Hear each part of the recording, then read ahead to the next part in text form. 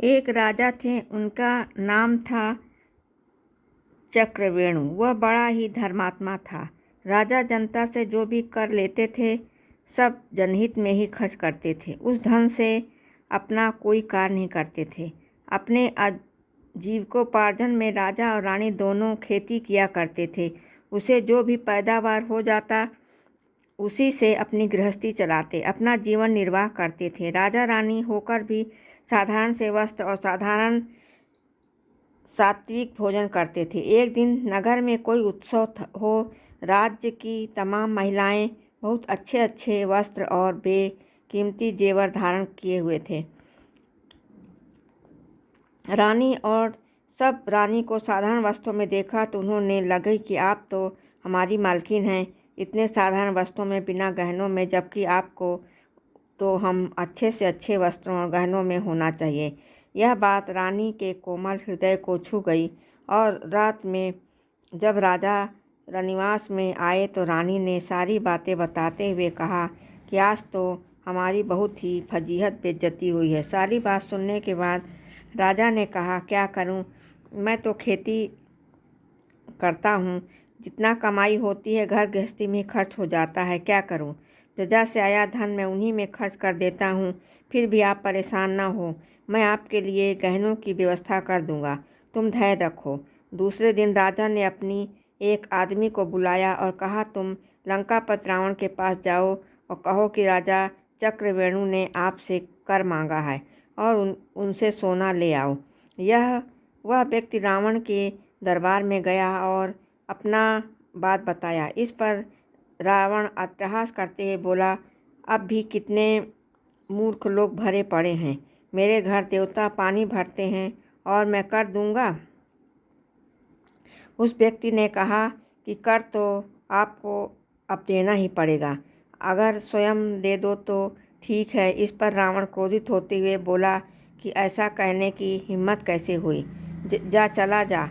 रात में रावण मंदोदरी से मिला तो वह कहानी बताई। मंदोदरी पूर्ण रूपेण एक पतिव्रता स्त्री थी। वह सुनकर उसकी चिंता हुई और पूछी कि आपने कर दिया या नहीं।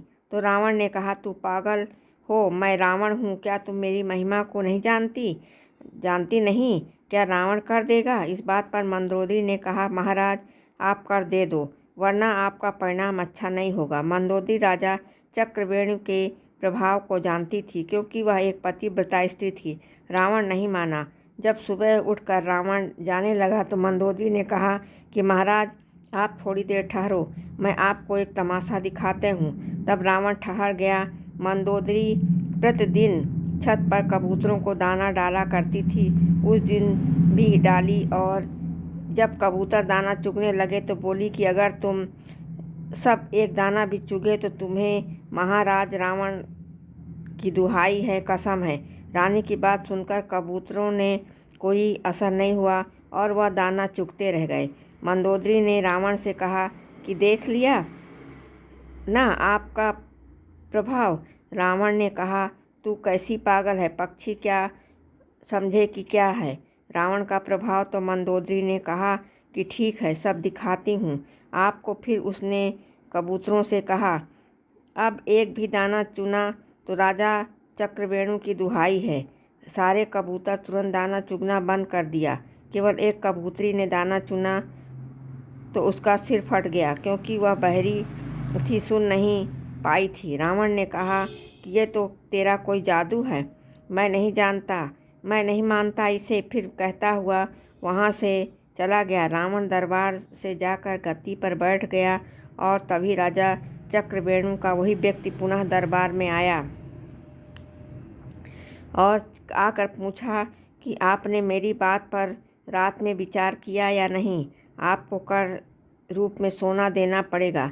रावण हंसकर बोला, कैसा आदमी तुम देवता हमारे पास पानी भरते हैं और हम कर देंगे। तब वह व्यक्ति ने कहा कि ठीक है, आप हमारे साथ थोड़ी देर के लिए समुद्र के किनारे चलिए।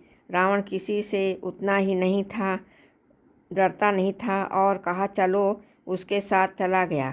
उसने समुद्र के किनारे पहुंचकर लंका की आकृति बना दी और जैसे 4 दरवाजे लंका में थे दरवाजे बना दिए और रावण से पूछा कि लंका ऐसी है नहीं, ऐसी ही है ना।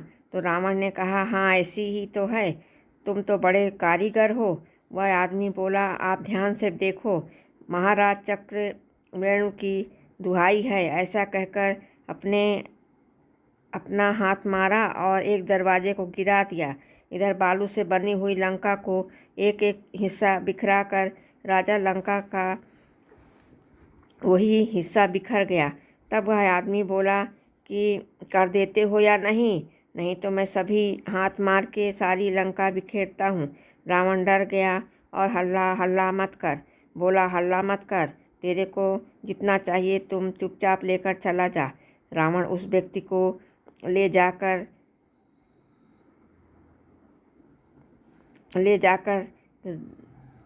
कर के रूप में बहुत सा सोना दे दिया। रावण से कर लेकर वह आदमी राजा चक्रवेणु के पास पहुंचा और उनके सामने सारा सोना रख दिया। चक्रवेणु ने वह सोना रानी के सामने रख दिया और जितना चाहिए उतना गहने बनवा लो। रानी ने पूछा कितना सोना कहाँ से लाए। राजा चक्रवेणु ने कहा कि यह रावण के यहाँ से कर के रूप में मिला है। रानी को बड़ा भारी आश्चर्य हुआ कि रावण ने तो कैसे कर दे दिया। रानी ने कर लाने वाले आदमी को बुलाया और पूछा कि तुम्हें रावण ने कैसे कर दे दिया, कैसे लाए। उस व्यक्ति ने सारी कथा सुनाई। कथा सुनकर रानी चकरा गई और बोली कि मेरे असली गहना तो मेरे पतिदेव जी हैं, दूसरा गहना मुझे नहीं चाहिए। गहनों का शोभा पति के कारण ही है, पति के बिना गहनों की क्या शोभा। जिनका जितना प्रभाव है कि रावण की भयभीत होता है, उससे बढ़कर गहना मेरे लिए और हो ही नहीं सकता। रानी ने आदमी से कहा कि जाओ, यह तुम सोना रावण को लौटा दो और कहो कि हे महाराज, मुझे चक्रवेणु तुम्हारा कर स्वीकार नहीं करते। कथा सार, मनुष्य को देखा देखी ना पाप ना पुण्य करना चाहिए और सात्विक रूप से सत्यता की शास्त्रोगति से रहना चाहिए। शास्त्र की विधि से कमाई हुई दौलत में ही संतोष करना चाहिए। दूसरों को देखकर मन को बढ़ावा और पश्चाताप नहीं करना चाहिए। धर्म से बहुत बड़ी शक्ति प्राप्त होती है। धर्म करके ही देखिए निश्चित शांति मिलेगी। आवश्यकताओं को कम कीजिए और आवश्यकता और उतना ही खर्च कीजिए, शेष परोपकार में लगाइए। भगवान को हमारे इन्हीं कार्यों के प्रतीक्षा में बैठे हुए हैं। मुक्ति का द्वार खोलेंगे, किंतु यह कार्य हमें खुद ही करना है। भगवान की जय हो। बोलो रामचंद्र जी भगवान की जय।